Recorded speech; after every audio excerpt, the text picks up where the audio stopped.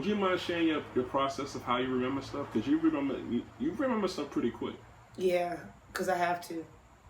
I write, I read, I rewrite, and then I force myself to call it up. So like, I write my poem, then I read my poem a couple of times, then I try to write it again from memory as much as I can. Oh, that's dope. And then what I don't remember, I'll go back and write it again. Because that's how I remember. Because when I can't remember, like when the words escape me, what comes up in my mind is the page, the paper. Right. And I can see, like, when I write poems on paper, because you know now you got this here. So some poems I write like this, but I prefer to write on paper. Mm-hmm. When I'm making edits or I'm making changes or I'm adding things, I write in the margins. You know, it'd be little pockets and shit everywhere. There's little clouds. Mm-hmm. And I can even see those, like on poems where I know it. Like, because I learn it while I'm writing it, you know? Because that sometimes you need that. I go back and read it and I change it while I'm learning it. Or, you know, I don't know. I'm hardwired for this. I'm a musician. I'm a singer on top of that. So you got to remember, I've been learning songs and lyrics since I was 9 years old. I don't think there is a song that I have been taught that I don't still know all the words to. That's dope. And yes, it's crazy to me. It's crazy to me that the mind can hold that much information. Because I've been in choirs, from 9 until I graduated from college. So that is, you talk about learning at least 12 songs a year for 11 or 12 years, on top of having to learn my vocal pedagogy, on top of having to learn my poems, on top of having to learn the songs that I write for myself, on top of pop culture and learning the songs that are played on the radio and stuff, you know what I mean? Like, the amount of thoughts, I don't even know how my brain works sometimes. Sometimes I think my head just gets hot from all the stuff going on inside of it. I don't know. I don't know. I exercise. That helps me learn my poems. Because while I'm out, I recite. That's how I put the sauce on them normally. If I have time to put the sauce on it, that's how I put the sauce on it. For those of y'all who don't know what put the sauce on it means, that's the re-editing. That's you think you've written your poem, now you've memorized it, but it's good, but it ain't quite great.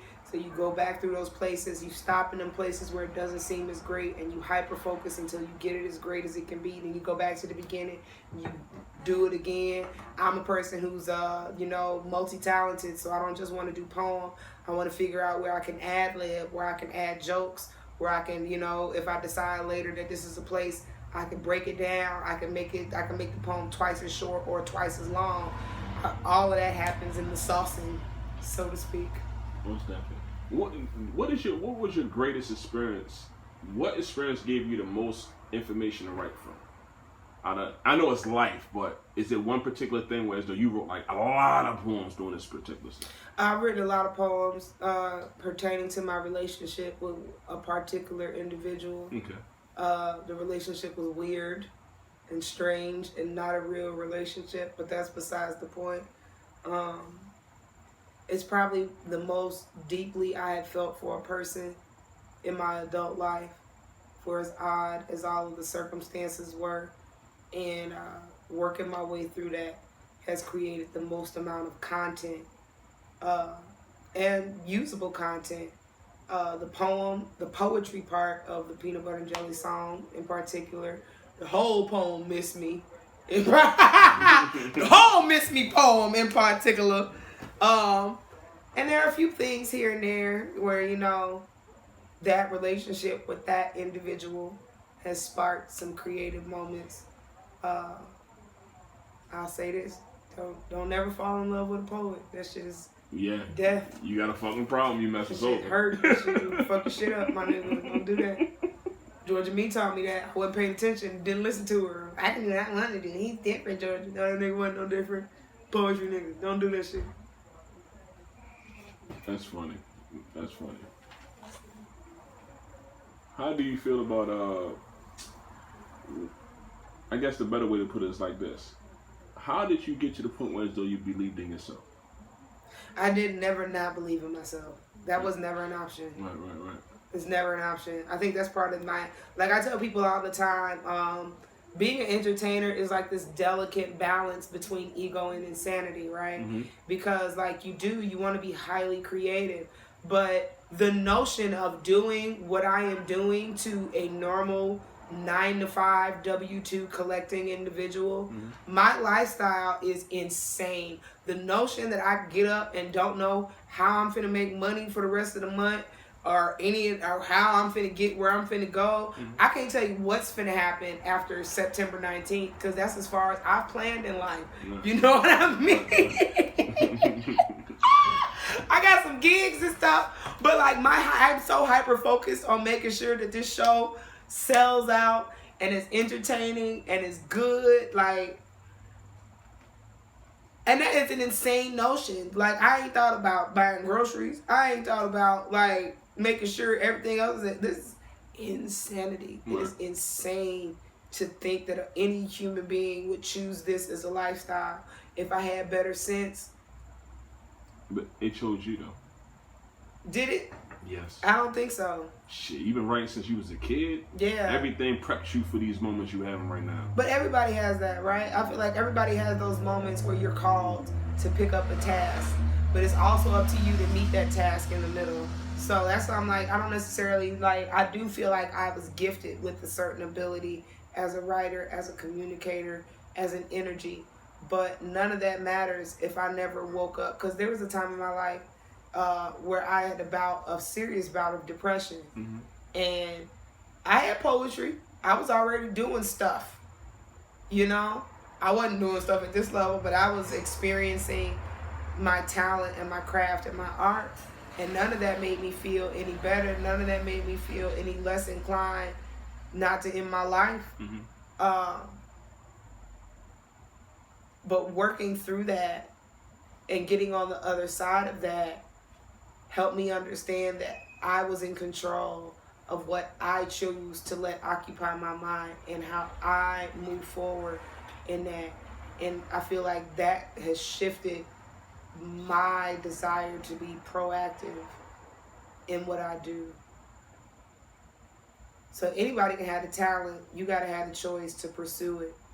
And even in that choice can mark your insanity. I know I'm crazy as hell. This is an insane endeavor. Most definitely. You insane with that pen too. Quick question. If I ask you to do a 15 to 20 minute segment on anything, teaching people, what would you choose?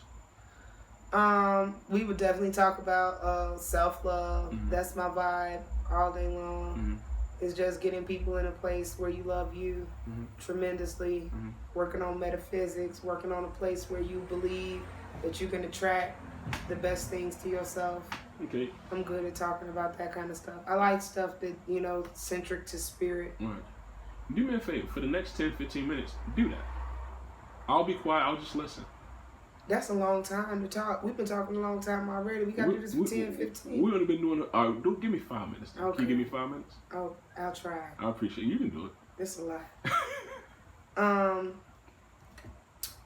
What can I say to you about your spirit self, human being watching me right now? I will tell you this. If you are specifically to my devout black people, my devout black Christians, I encourage you to find the God that lives in you. I encourage you to embrace the God that lives in you. I encourage you to know that the God who made you has empowered you to be God-like, and not just on this human level of poof, you can have whatever you want, but of being able to create a world that is better. You do have that ability. You do have that power within you. You have been created to not only live your best life for you, but to live your best life so that others might be able to access their best lives through your example.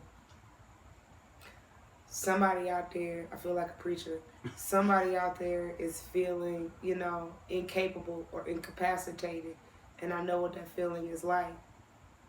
And for you, I encourage you the same way my mama encouraged me. And it sounds simple enough, like people tell you all the time to count your blessings. But if you really start counting from the beginning, you understand how undeserving you are of all the blessings you receive. Case in point, in my life, I was born into this world with a hole in my heart. A hole that could kill a grown man. A hole that could kill a grown woman. The fact that I survived 8 days in a row as an infant, I'm a baby. To survive 8 days is something to be grateful for. To have the knowledge of human beings, to open up my body as an infant and have the skill set to repair that hole is like a level of scientific, like the way God lines things up. I had no control over that. I couldn't have put the thoughts in the doctor's mind to make their hands work properly to work on my body. And I have to be grateful for that. My mom couldn't breastfeed me because I was in the NICU. And my dad was taking care of me and changing my diapers and feeding me my bottles. And the level of gratitude I have for that, like to start counting your blessings from the very beginning, even when you don't think you have any. If you niggas, like some of y'all out here like drug addicts, you might have been ODing. Somebody found you when you were in the middle of ODing. They could have not found you. You might have been doing something you ain't had no business and your kids was fucked up. Somebody found your kids. They could have not found your kids for you. You salty with your mama for taking your kids away from you, but at least your mama is alive to care enough about you and them kids. You got to start counting your blessings from the jump. And once you start counting your blessings, the next thing you need to do is go be a blessing to somebody else. I've learned over the years that service is not about helping the other person always. Service is about being able to get out of your own way to realize that you're just a vessel. Sometimes helping that other person is helping you. Putting you in a place where you can listen to their story. When I was depressed, when I was ready to end my life, I was hallucinating. I was walking around and seeing people's flesh decaying off of their bodies while they was talking to me. I was teaching little kids. I was teaching vacation Bible school to 3 and 4 year olds, and I would see the 3. That was the only thing that gave me joy in the day, because I could see the endless opportunity in them. But the adults, I would see the flesh decaying off of their bodies, walking around me. So I would have to go and volunteer and be in places where my mind had to work so hard on solving other people's problems that I couldn't consider my own. And when I understood that other people's problems were so much bigger than mine, all of that went away. And don't go away forever. There are people who deal with depression and they don't, like, people who ain't never deal with it don't know that, like, it's a thing that you have to address or you have to recognize is a part of you every single day. But there's ways to move around that. There's ways to put it in its place and to feel your, like I always say that depression is like, it's like a shadow in a room, right? It's like having this well-lit room and having this one corner that you can't never get the shade out of. But as long as you don't focus, like, but you got the whole rest of this room that's lit up and you can focus on that light. And as long as you focus on that light, that shadow stays small in the back of your mind somewhere. And you don't have to let it grow. You don't have to let it grow. You just have to let your light grow. All of this is in your control. And I know that sounds like a bunch of bullshit when you feeling like your whole life is out of control. So that's why you use your steps of counting your blessings, of being of service to others. And then you gotta write yourself free. You gotta write yourself out of it. You have to put reminders up around you, written in your own handwriting, so that you understand that you are writing love letters to yourself. You are writing love letters to your subconscious, to pull you out of a funk, to remind you that the God in you is real. You are writing your own scriptures. You are writing your own parables to save your own everlasting soul. Has it been 5 minutes? And I haven't even. I'm just learning. I'm tired. Tired of saving y'all niggas. Go be great.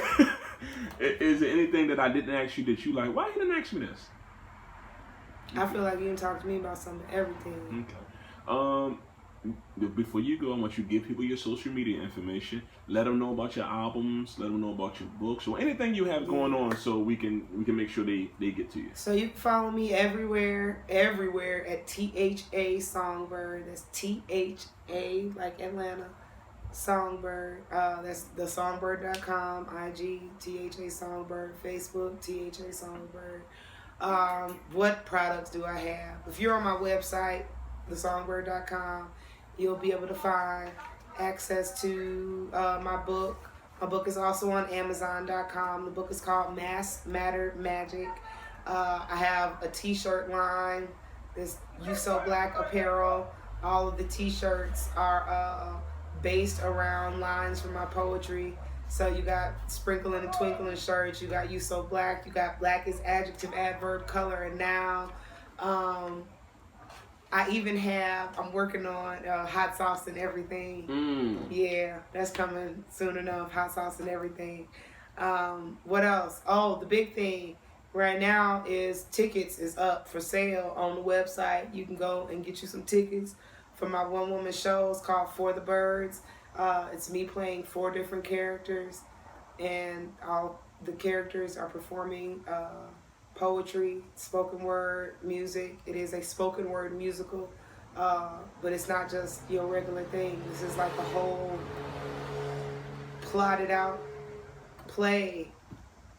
I'm so scared, y'all. You got it. But I'm finna do this shit scared than a motherfucker, right? Like, gotta have that courageous fear. Most definitely. But yeah, that's the big thing I'm planning for, is the September 19th. So y'all buy tickets for that. That's what I'm focused on. Before